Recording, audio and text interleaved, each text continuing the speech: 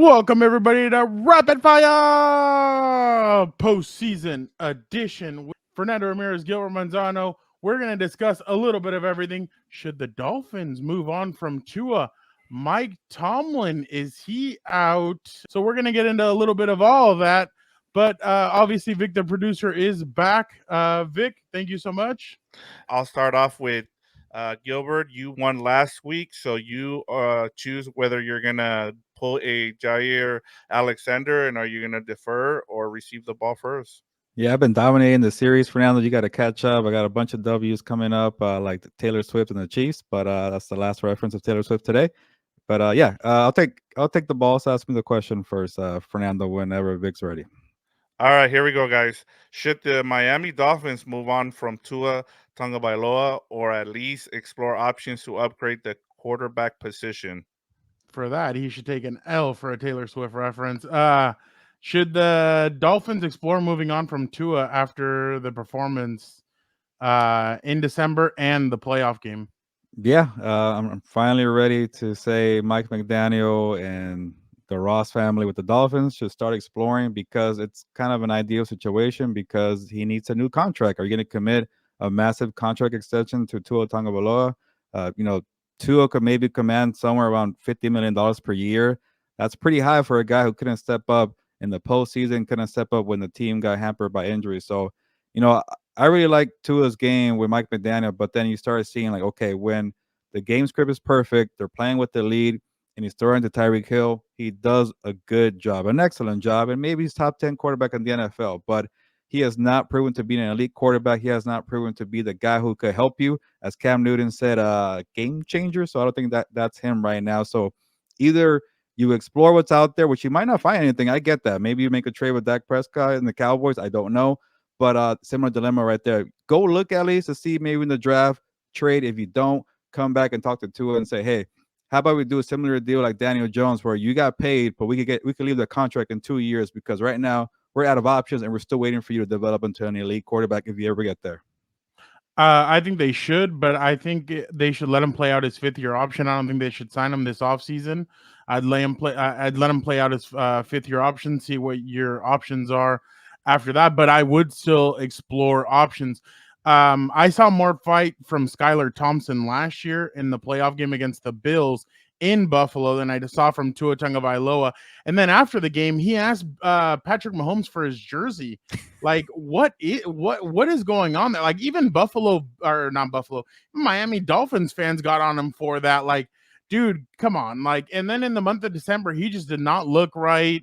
The whole team did not look right. I think they should definitely start exploring other avenues. I think they need to start looking at different options for a quarterback. I'm not saying completely move on from him, but I think they need to start looking around to see if there's any way that they can upgrade that position or maybe have a backup option just in case, because what we saw from him in the second half of this season, and then especially in the month of December and in the month of January, it wasn't pretty, especially in that game against the game against the Bills to try and win the division. They couldn't win it.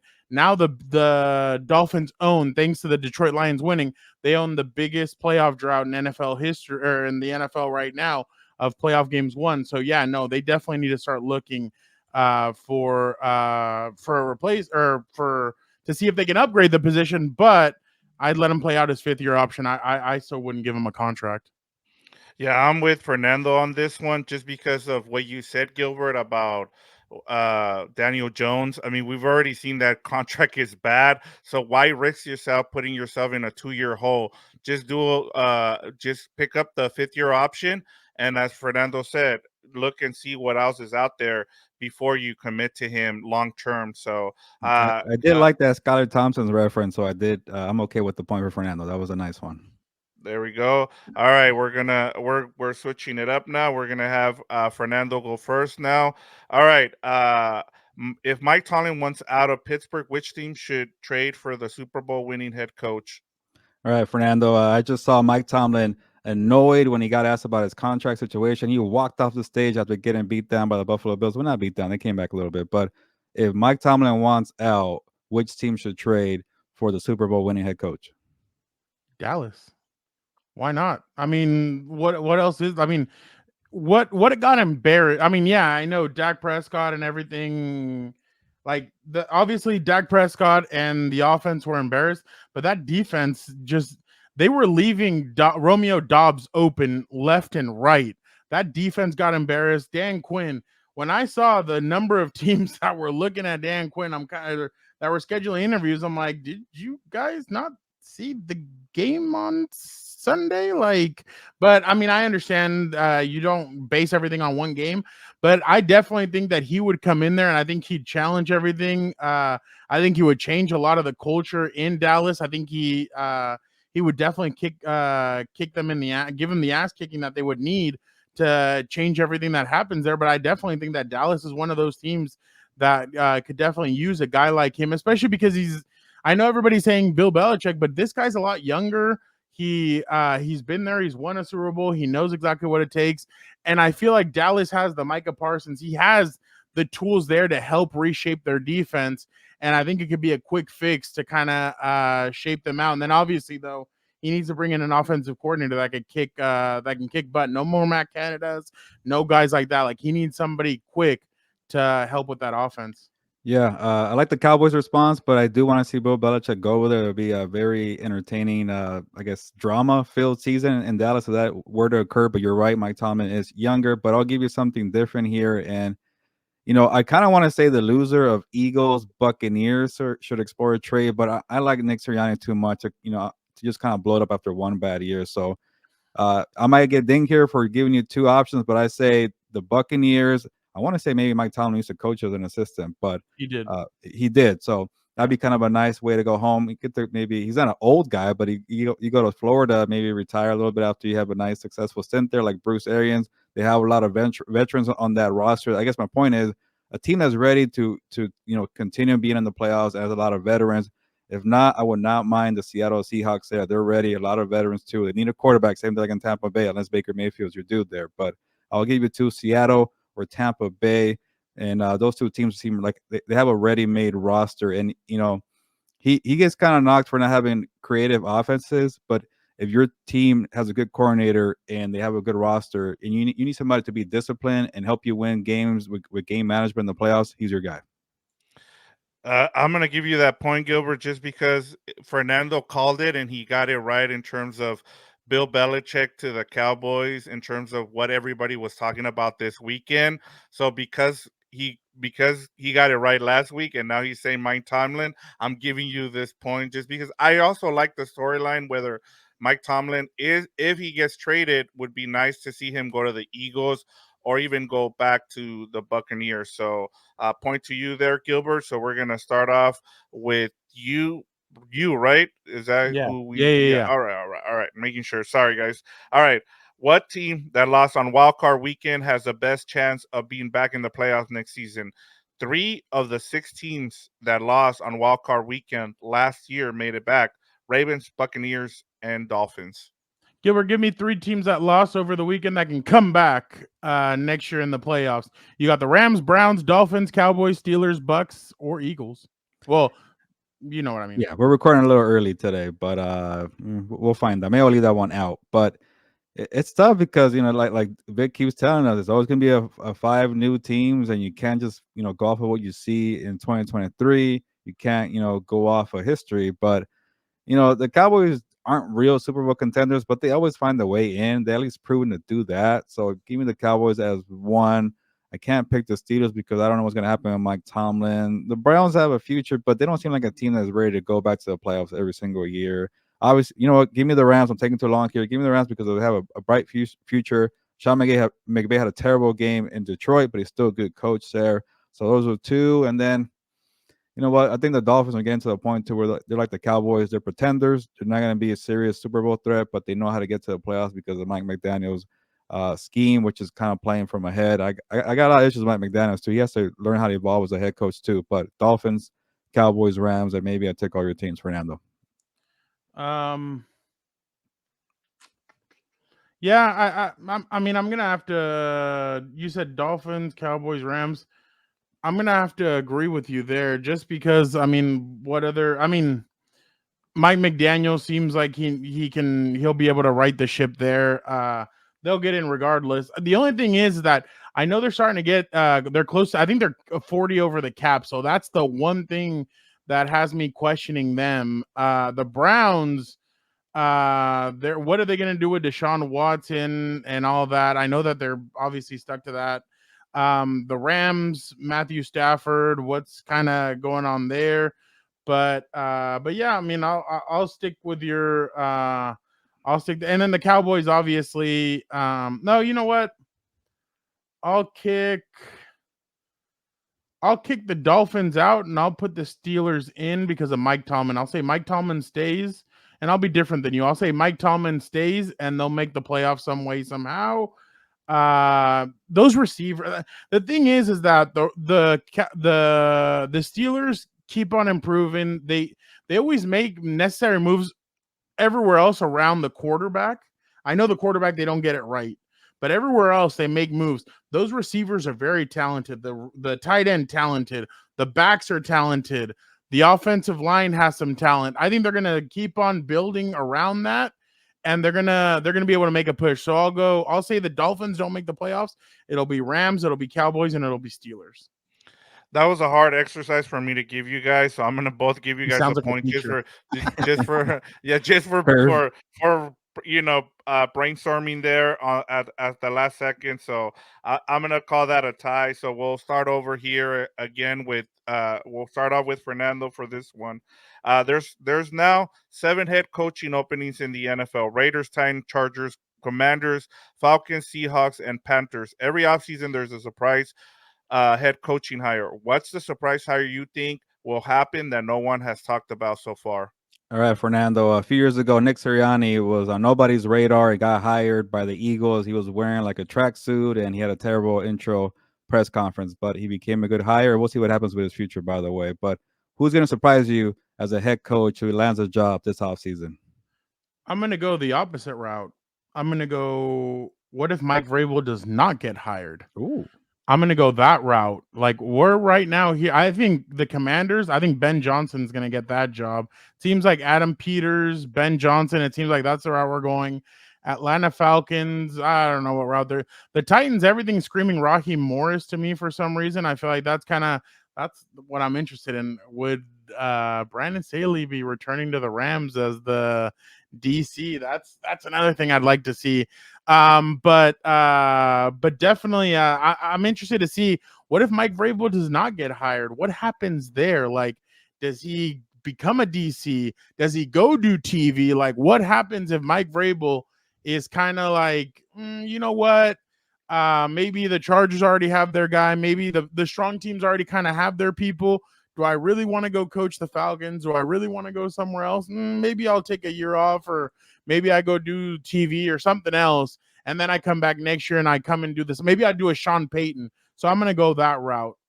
Yeah, it's tough to kind of back that, but there's so many big names, Fernando, right now with Jim Harbaugh, Bill Belichick, maybe Mike Tomlin joins, even a Pete Carroll could be lured back into the coaching phrase. So, uh, yeah, maybe there won't be enough jobs there, especially too because I feel like Mike Vrabel and Mike Tomlin are kind of similar. They're like the no nonsense Yeah. coach or disciplined, but focus more on defense and being physical. And a lot of teams want an offensive guru, so that could open more job opportunities for a Ben Johnson or a Frank Smith. But my guy's gonna be a surprise. Nobody's talking about it besides me.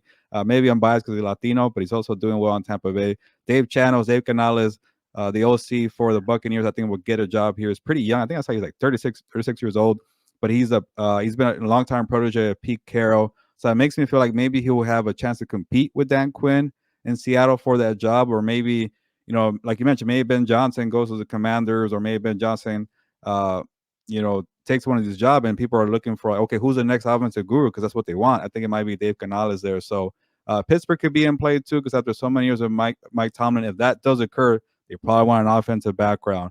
Maybe in Tampa Bay, they see what he's doing with Baker Mayfield, Mike Evans, Chris Godwin, Rashad White, and say, all right, Tabos, get the hell out of here. Let's promote this guy here in house. So Dave Canales seems to be a guy who's kind of getting more steam as the days go by.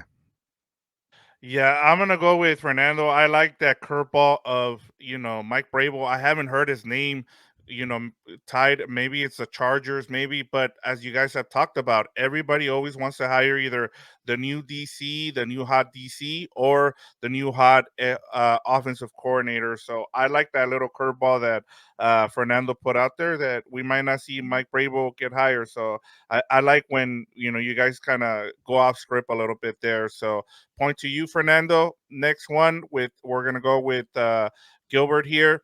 What teams in the AFC and NFC that didn't make the playoffs this season will make the playoffs next year? So give me one team from the AFC and one team from the NFC. Gilbert, give me a team from each conference that did not make the playoffs that will next year. I'll give you an obvious one and one difficult one to make Vic proud of me. But the Bengals, obviously, when Joe Burrow gets healthy, and we'll see what happens with T Higgins. But obviously, if Burrow's on that roster, healthy and ready to go, they're going to be a Super Bowl contender.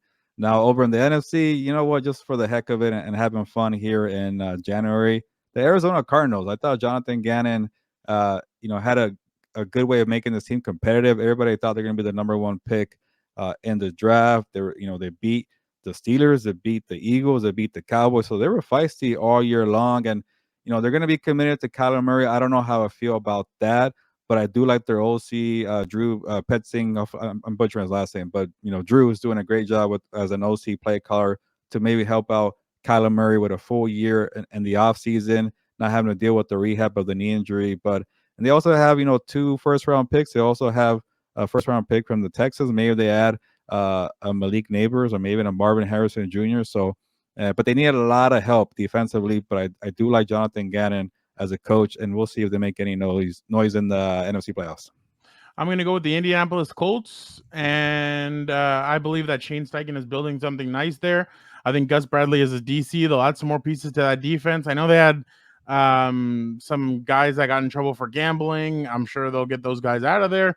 They'll bring some new pieces in. I'm sure they'll do well in the draft. They have money. Maybe they can lure a Mike Evans in there. Maybe they can bring in maybe a big-time receiver for Anthony Richardson. Anthony Richardson, they have to teach him how to slide. They have to teach him to not take big hits. They have to build that continue building that offensive line. But I think the Colts are building something nice. On the opposite side, I'm going to go with the Chicago Bears. I think the Chicago Bears are going to trade back. I think they're going to continue building that team. Regardless of whatever route they decide to go, I think they're building something nice in Chicago. I think the way we saw Brad Holmes, that's his name, right, from the Lions, the way we saw him in that elevator celebrating, I think that's the same way we're going to see the Bears GM next year in the playoffs. I think the Bears are building something nice there. And I wouldn't be surprised if they make the playoffs and maybe they even win a game. I think what they did towards the end of the season, Matt Eberflus saved his job, and I think they're building something nice there. So I'm definitely interested to see what they do moving forward. Yeah, I told Gilbert in our Looking Ahead show that one of the teams that I really like for next season was the Bears, but that was before what happened with Justin Fields and against the Packers. But maybe the Packers are for real, and who knows what they do. But I like both of your picks there, Fernando. The Colts, they're building something nice with Shane Steichen. We've seen that the AFC South keeps rotating division winners, and then same thing with the Bears. There's always one team that ends up picking in the top 5 that makes that jump. We saw it this year with the Texans, so I'm giving you the win. But I have one more question for you guys that I want. So, Fernando, congratulations. But one more question that I want to get off before we go here, guys. I know we got to go, so let me start off with you, Gilbert, here. Fair or foul for Max Crosby to say he'll likely request a trade if Antonio Pierce is not hired as the coach of the Raiders? Yeah, that was interesting to see that Max Crosby saying he would demand a trade if Antonio Pierce is not around. And I don't know if I like the move. How about just wait until like it looks like it's obvious that Pierce won't be around and then make that trade? Because then fans turn on you. People kind of give you like this guy is not a team player. He's all about himself. And I didn't really like that for him. I'm not saying he is that type of guy, and I get it. You want to make sure that you get your guy picked, but hey, Mark Davis already did enough for the Raiders in terms of the players. Like he heard Max Crosby, he heard Josh Jacobs, he heard Devontae Adams, And when that fan kept telling Mark Davis to fire Josh McDaniels, he wouldn't do it until the players finally came up and said, "Hey, you got to do it," and he did it. So now back off, let the guy do his job, and let him make the best decision there. And I get it, you could have some input, Max Crosby, but to kind of say, "Hey, if he's not here, trade me." I don't know if that should have been something that he thought he wouldn't get leaked out. I get that, but to do it so early in the process, that kind of seemed a little odd to me. I think he said it on his podcast though, so I Oh think yeah, so he didn't even care. yeah, he said it on his podcast. I actually think it's fair. I think these guys. The thing is, Gilbert, you have to remember too. They've been through this before. This is deja vu. They went through it with Rich Bisaccia, and they remember they were probably promised, "Hey, you know what? We're gonna get something better. We know that Rich Bisaccia. We know you guys like him, but we're gonna go get something better. Something better was Josh McDaniels. That failed." And that crashed and burned terribly. So I'm sure what they're thinking now is you better not go do this crap again. Go fail and screw us over again. So I'm sure that's their mentality right now. Like, dude, you already messed this up once again. Let us help you. Let Devontae Adams, let Josh Jacobs, let Mike Crosby, let us help you in making this decision. AP was 5-4. We got this. Like, let's do this together. Let's bring back Antonio Pierce. Let's do this the Raider way. Ice Cube was on the Pat McAfee show today, and he said, yes, like if Mark Davis called me and asked me, I'd say this guy is the Raider way. Let's do this. Let's keep on going. He calls himself the president of Raider Nation also. But he said, let's do this. So, yeah, dude, I mean, you saw they beat the Broncos, and there was fat cheers saying AP, AP, AP. So I think this is completely fair, to be completely honest. You add a little pressure at your boss and you say, hey, dude, like, this is what we want. We want AP, and that shows AP that you guys are all heart and soul, especially because I don't know how much Mark is telling them, and I'm sure they're seeing, shoot, the Titans have now interviewed him. Now the Falcons want to interview him. Like, Mark, what are you doing? Stop letting this fool go and interview. Just hire him already. So I understand where he's coming from, to be honest. Yeah, I'm with you guys on both points there. I mean, Max Crosby probably should have waited a little bit of time, like let the process play out before saying something. But at the same time, Fernando, you're right. Like you have to put pressure because of what happened last time with this situation. So, but congratulations, Fernando. You've now stopped Gilbert's streak. Now you've now won one in a row here. So, congratulations. Well, I appreciate it. Well, thank you guys so much. Don't forget to check out everything else on Compas on the Beat Network. Hey, on Tuesday, January 16th, we will be going live. We switched it because of all the movement in around the NFL. So we will be going live on Tuesday, January 16th. Are we going to be discussing that in the live, Gilbert, about a certain individual who interviewed on Monday morning in Los I did Angeles, hear or about that guy who yeah, just won a national championship. that We'll guy? definitely break it Yeah, all down on a Martes Live, and I'm losing there track you of the go. days because 2 playoff games are Monday. But yeah, we'll I get it know. done. Yeah, I know. It's all craziness. Don't forget to check out Compas on the Beat. Also, we will release that on Tuesday. Dan and Day goes back. Victor producer, Gilbert, and myself. But thank you guys so much for checking out another Rapid Fire. Make sure you guys are back next week. We will have more content for you. Thank you guys so much. Have a great start of your week.